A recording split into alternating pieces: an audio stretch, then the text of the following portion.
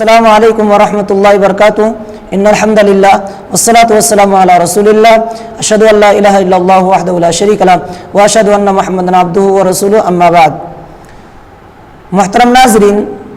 اللہ تعالیٰ نے دین اسلام کو بہت ہی آسان بنایا ہے۔ اللہ تعالیٰ کی ہم پر بہت زیادہ رحمتیں اور اس کے احسانات ہیں کہ اللہ تعالیٰ نے ہمیں بہت ہی آسان دین دیا ہے، تو اس دین اسلام کی ہم زیادہ سے زیادہ قدر کریں، اس کے واجبات کو پورا کرنے کی کوشش کریں۔ اللہ تعالیٰ ہمیں مجبور بنا کر عبادت ہم سے کروانا نہیں چاہتا، بلکہ اللہ تعالیٰ نے ایک لمٹ رکھی ہے، تب جا کے ہمارے اوپر واجبات لاگو کیے۔ خالی ایسے ہی نہیں کہ اللہ تعالیٰ نے زبردستی کوئی چیز ہمارے اوپر تھوپ دی ہو، ضروری قرار دیا ہو، ایسا کچھ نہیں۔ دین اسلام کو اللہ نے بہت ہی آسان بنایا ہے۔ آپ اگر غور و فکر کریں گے تو آپ کو دین اسلام سراپا آسان ہی نظر آئے گا۔ آج کا درس بھی دین اسلام آسان ہونے کی ایک اہم مثال اس درس میں آپ کو نظر آئے گا۔ اللہ تعالیٰ نے بندوں پر روزہ فرض کیا ہے کہ رمضان کے مہینے میں وہ روزہ رکھیں۔ رمضان کے روزے اللہ تعالیٰ نے فرض کر دیا، تو اللہ تعالیٰ نے جہاں رمضان کے مہینے کے روزے فرض کیا، وہیں پہ اللہ تعالیٰ نے کن لوگوں پر روزہ فرض نہیں ہے، کن لوگوں کو رخصت ہے، یہ بھی بتلا دیا۔ اللہ نے کہا فمن شہد منکم الشہر فلیصم، کہ تم میں سے جو شخص رمضان کا مہینہ پالے تو اس کے اوپر رمضان کے روزے رکھنا لازمی اور ضروری ہے، فرض ہے کہ وہ روزہ رکھے رمضان کے مہینے میں۔ آگے اللہ نے فرمایا فمن شہد منکم الشہر فلیصم ومن کان مریضا او علی سفر فعدۃ من ایام اخر، کہ تم میں سے جو شخص مریض ہو یا سفر پر جو شخص نکل جائے تو جتنے دن وہ سفر میں رہنے کی وجہ سے روزہ نہ رکھ سکے رمضان کے، یا بیماری کی وجہ سے رمضان میں جتنے دن تک وہ روزہ نہ رکھ سکے، اتنے دن کے روزے باقی دوسرے مہینوں میں پورا کر لیں۔ تو یہ اللہ تعالیٰ نے رخصت دی۔ تو سب سے پہلے اس میں اللہ تعالیٰ نے مریض شخص کا ذکر کیا ہے۔ مریض شخص کو لے کر ہی میں آپ کے سامنے حاضر ہوں۔ اور مریض دو طرح کا ہوتا ہے، دو طرح کے لوگ ایسے ہیں کہ ان کو مرض، کسی شخص کو اس طرح کا مرض لگا ہوا ہے کہ اس مرض سے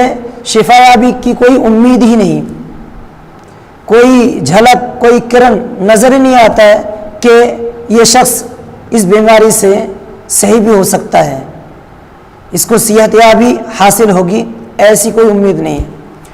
اور بعض شخص ایسے ہیں کہ ان کو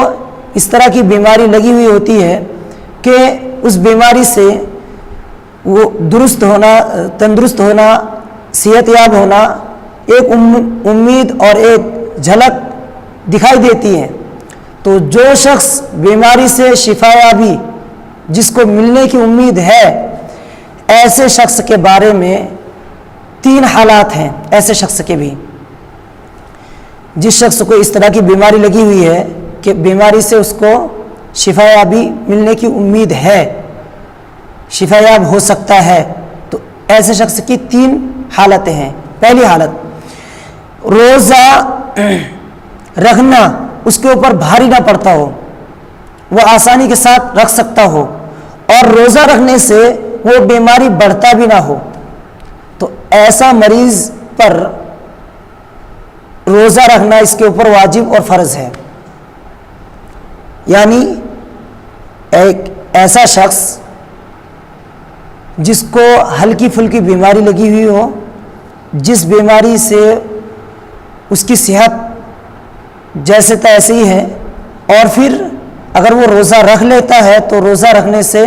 اس پر روزہ رکھنا بھاری بھی نہ پڑتا ہو،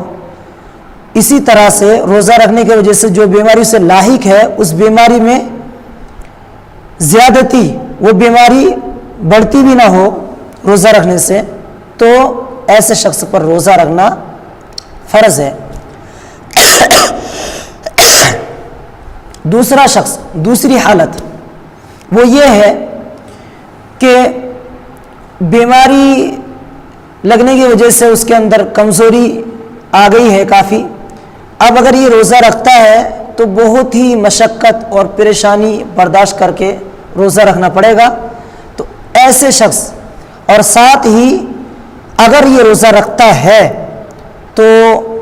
اس کی بیماری میں روزہ رکھنے سے بیماری بڑھنے کا امکان بھی نہ ہو،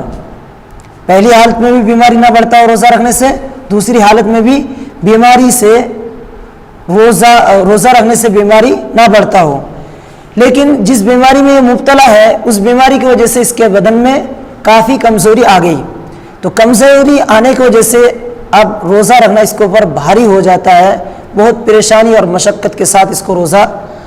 پورا کرنا پڑتا ہے، تو ایسے شخص کو روزہ نہ رکھنا افضل ہے۔ اگر یہ رکھتا ہے تو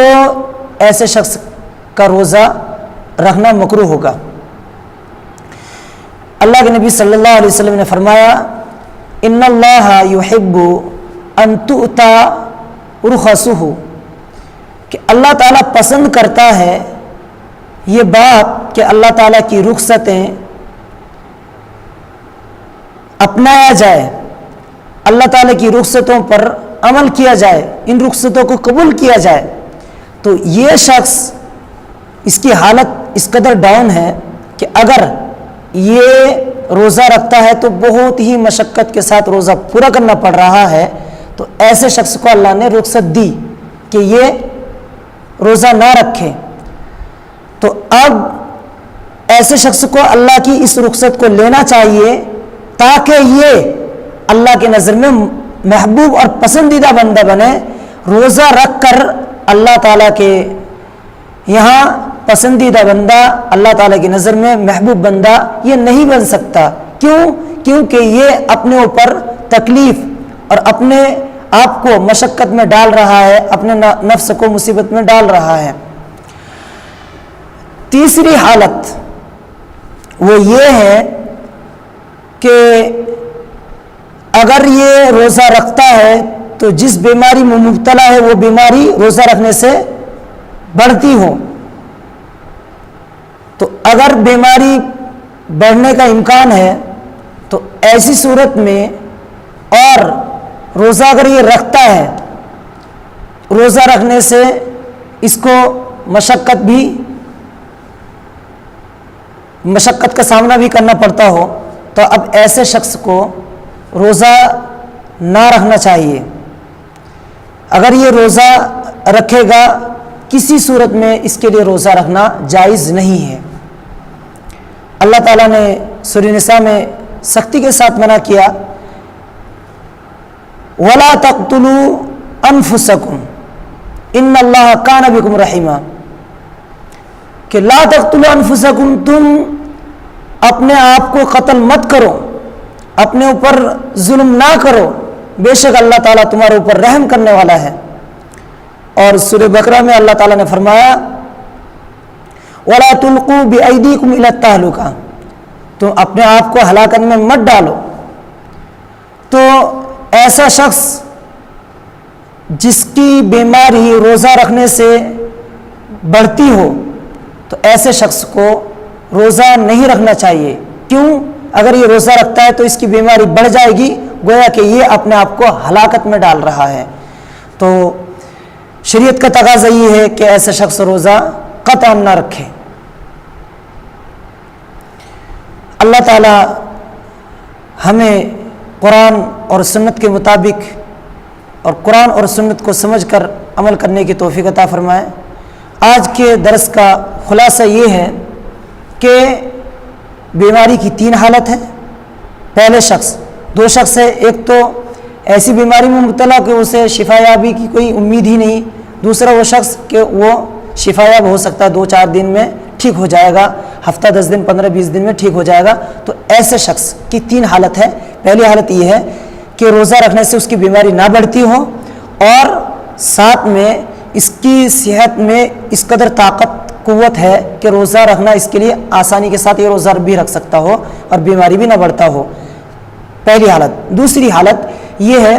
کہ روزہ اگر رکھتا ہے تو بڑی مشقت اور پریشانی کے ساتھ روزہ رکھنا پڑتا ہے اور روزہ رکھنے سے بیماری نہ بڑھتا ہو، جیسے پہلی حالت میں نہیں بڑھتا ہے روزہ رکھنے سے، ایسی دوسری حالت میں بھی روزہ رکھنے سے بیماری نہ بڑھتا ہو لیکن پریشانی کے ساتھ روزہ رکھنا پڑتا ہو، تو یہ دوسری حالت ہے۔ تیسری حالت یہ ہے کہ بیماری بڑھ جاتا ہو روزہ رکھنے سے، تو ایسے شخص کو روزہ رکھنا قطعاً جائز نہیں ہے، لیکن پہلی حالت میں روزہ رکھنا لازمی اور ضروری ہے، دوسری حالت میں مکروہ ہے، لیکن تیسری حالت میں قطعاً روزہ نہ رکھے۔ اللہ تعالی ہمیں قرآن و سنت پر عمل کرنے کی توفیق عطا فرمائے، رمضان المبارک کے مہینے کی زیادہ سے زیادہ قدر کرنے کی توفیق عطا فرمائے، اور اللہ تعالی ہم سب کو جہنم سے آزاد کر کے جنت میں ہم سب کا داخلہ نصیب فرمائے۔ السلام علیکم ورحمۃ